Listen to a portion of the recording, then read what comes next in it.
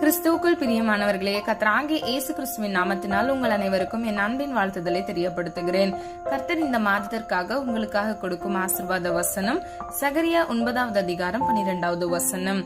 நம்பிக்கையுடைய சிறைகளே, அரணுக்கு திரும்புங்கள், இரட்டிப்பான நன்மையை தருவேன், இன்றைக்கே தருவேன். பிரியமானவர்களே, இந்த மாதத்திற்கான வாக்குத்தத்தம் உங்களுக்காக கர்த்தர் கொடுப்பது இரட்டிப்பான நன்மையை கர்த்தர் உங்களுக்கு தரப்போகிறார். இன்னைக்கு உங்களுடைய வாழ்க்கையில இருக்கக்கூடிய போராட்டங்கள், பிரச்சனைகளிலும் இருந்து, உங்களுடைய வாழ்க்கையில் இருக்கக்கூடிய தேவையில்லாத நஷ்டங்கள், கடன் பாரங்கள், சுமைகளில் இருந்து கர்த்தர் உங்களை விடுவித்து உங்களுக்கு இரட்டிப்பான நன்மையை தருவேன் என்று அவர் வாக்கு கொடுக்கிறார். முதல் பகுதியை பாருங்க. நம்பிக்கையுடைய சிறைகளே, அரணுக்கு திரும்புங்கள் என்று கர்த்தர் சொல்லுகிறார். இன்னைக்கு உங்களுடைய நம்பிக்கை யார் மேல இருக்கு? கர்த்தர் மேல இருக்கா, இல்லைன்னா மனுஷன் மேல இருக்கா? பிரியமானவர்களே, கர்த்தர் மேல் நீங்கள் நம்பிக்கை வைக்கும் போது அவர் உங்களை வெக்கப்பட்டு போக விடவே மாட்டார். உங்களுடைய வெக்கத்துக்கு பதிலாக இரட்டத்தன்மையான ஆசீர்வாதத்தை கட்டளையிட்டு இரட்டிப்பான மன மகிழ்ச்சி உங்களுக்கு கட்டளையிடுவார். பிரியமானவர்களே, அரணுக்கு திரும்புங்கள் என்று சொல்லப்பட்டிருக்கிறது. அரண் என்பது எதை குறிக்கிறது என்பது நம்ம பார்க்க போகிறோம். 31வது சங்கீதம் 2வது வசனத்தில் சங்கீதக்காரனாகிய தாவீது இப்படியாக சொல்கிறது நம்ம பார்க்கிறோம். உமது செவியை எனக்கு சாய்த்து சீக்கிரமா என்னை தப்புவியும், நீர் எனக்கு பலத்த துருகமும் எனக்கு அடைக்கலமான அரணுமாயிரும். ஹல்லேலூயா. பிரியமானவர்களே, நம்முடைய கர்த்தர் தான் நமக்கு பலத்த துருகம், அடைக்கலம் மற்றும் அரண். அது எத்தனை பெரிய ஆசீர்வாதம் பாருங்கள். அது மாத்திரமல்ல, நம்முடைய வாழ்க்கையில் தேவைப்படுகிற விடுதலை, பாதுகாப்பு, ஆசீர்வாதம் எல்லாம் அவருக்குள் அடங்கி இருக்கிறது. ஹல்லேலூயா. அவரே தேவனால் நமக்கு ஞானமும் நீதியும் பரிசுத்தமும் மீட்புமானார்.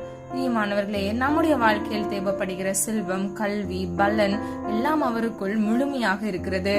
அதனால்தான் சாலமோன் ராஜா எனக்கு ஞானம் தாரும் என்று விண்ணப்பம் பண்ணினதை நம்ம பார்க்கிறோம். அதற்கு கர்த்தர் அவன் கேளாத செல்வத்தையும் ஞானத்தையும் அளவில்லாமல் கொடுத்ததை நம்ம பார்க்கிறோம். இன்னைக்கு நம்முடைய பிள்ளைகளுடைய வாழ்க்கையில கூட ஞானத்தினாலும் புத்தியினாலும் நிரப்பப்பட வேண்டும் என்றால், அவருடைய வாழ்க்கையில் அவருடைய எதிர்காலம் ஆசீர்வாதமாக ஒரு முன்னேற்றத்தை காண வேண்டும் என்று நீங்கள் விரும்பினால் நீங்கள் என்ன செய்ய வேண்டும்? நீங்கள் ஒவ்வொருவரும் கர்த்தருடைய அரணுக்கு நீங்கள் திரும்ப வேண்டும். அப்பொழுது கர்த்தர் உங்கள் வெக்கத்துக்கு பதிலாக இரட்டத்தன்மையான நன்மையினால் உங்களை திருப்தியாக்குவார். நம்முடைய தேவன் கேட்கிற ஒவ்வொருவருக்கும் கொடுக்கிறவர், இல்லை என்று சொல்லாதவர். பரிபூர்ணமாக கொடுக்கும் கர்த்தரிடத்தில் நாம் கேட்டுக்கொண்டால் நாம் நிச்சயமாக பெற்றுக்கொள்வோம். இந்த விசுவாசத்துடன் நீங்கள் உங்கள் விண்ணப்பங்களை ஏறெடுக்கும் பொழுது நிச்சயமாக கர்த்தர் உங்களுடைய வாழ்க்கையில அற்புதத்தை கட்டளையிடுவார். எனவே நம்பிக்கையோடு அவரிடம் திரும்புங்கள். இரட்டிப்பான நன்மையை கர்த்தர் நிச்சயமாய் உங்களுக்கு தருவார். இன்றைக்கே அதை கட்டளையிடுவார். ஹல்லேலூயா.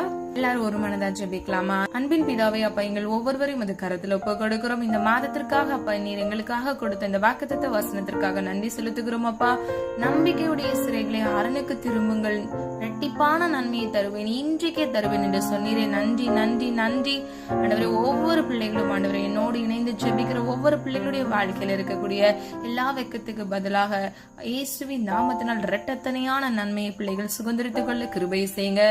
எப்படி யோபுவின் வாழ்க்கையில் ஆண்டவரே வேதனைக்கு பதிலாக தக்கதாக இரட்டத்தனையான நன்மையை நீர் கொடுத்தீரோ, பிள்ளைகளுடைய வாழ்க்கையில கூட ஆண்டவரே இருக்கிற எல்லா போராட்டங்கள், பிரச்சனைகளிலிருந்து கர்த்தர் நீர் விடுவித்து செல்வத்தினாலும் மகிழ்ச்சியினாலும் சமாதானத்தினாலும் பிள்ளைகளை ஆசீர்வதிக்கும்படியாய் ஜெபிக்கிறேன். ஆண்டவரே, உம்மை நோக்கி கூப்பிடுகிறவர்களுக்கு நீர் பதில் கொடுப்பீர் என்று வேதம் சொல்லுகிறது. கேட்கிற எவனும் பெற்றுக்கொள்வான் என்ற வசனத்தின்படி உங்களுடைய பிள்ளைகளாகிய நாங்கள் அப்பா ஒரு மனதாக கூடி ஜெபிக்கிறோம். ஆண்டவரே, எங்கள் ஒவ்வொருவருடைய வாழ்க்கையிலும் ஆண்டவரே உங்களுடைய வெக்கத்துக்கு பதிலாக இரட்டத்தனையான நன்மையும் ஆசீர்வாதமும் பரிபூர்ணமான தேவன் எங்களுக்கு கட்டளையிடும்படியாய் ஜெபிக்கிறேன். ஜெபித்த ஒவ்வொரு ஜெபங்களுக்கும் நீர் ஆமென்றும் ஆமென்றும் நீர் பதில் கொடுத்து விட்டீர். அதற்காக நன்றி செலுத்துகிறோம். நாம மாத்திரம் மகிமைப்படுவதாக. இயேசுவின் மூலம் ஜெபிக்கிறோம் பிதாவே, ஆமீன்.